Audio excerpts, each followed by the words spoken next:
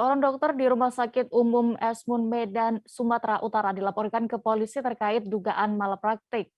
Laporan tersebut berawal dari meninggalnya seorang pasien bernama Sakti Fernando Napitupulu setelah disuntik antibiotik oleh oknum dokter di RSU Esmun. Rekan jurnalis kami, Arjuna, akan melaporkan selengkapnya untuk Anda. Halo rekan Arjuna, bagaimana kronologi pasien di Rumah Sakit Umum Esmun ini meninggal dunia setelah disuntik antibiotik? Halo dia, selamat sore. Baik dia, seperti informasi yang saya berdasarkan keterangan yang saya kumpulkan dari korban maupun polisi, eh, menurut keluarga korban, eh, maaf, halo, halo dia. Iya, rekan Arjuna silakan dilanjutkan. Baik dia, kejadian ini terjadi pada hari Senin, di mana Fernando Navitupulu saat itu mengalami kecelakaan dan tergelincir di jalan, terjatuh dari sepeda motor pada saat pulang bekerja. Lalu Fernando pulang ke rumah dan selanjutnya kakak korban membawanya ke Rumah Sakit Umum Esmun di Medan Marelan.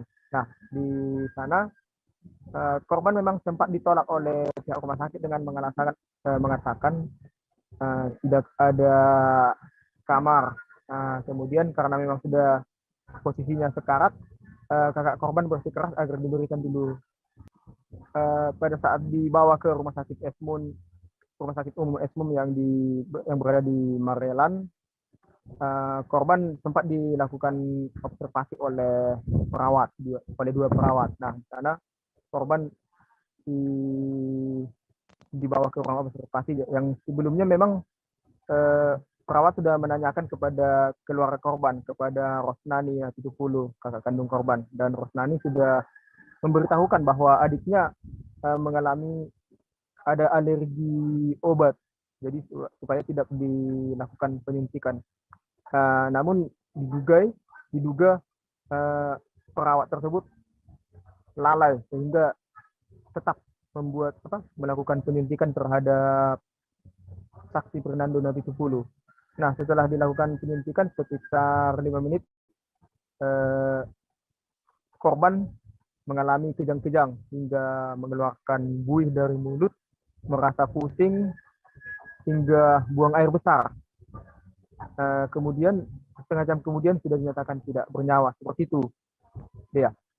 Iya, dan informasinya Arjuna dari pihak keluarga korban juga langsung melaporkan ke polisi ya dari kejadian ini, dan seperti apa tindak lanjut kasus tersebut?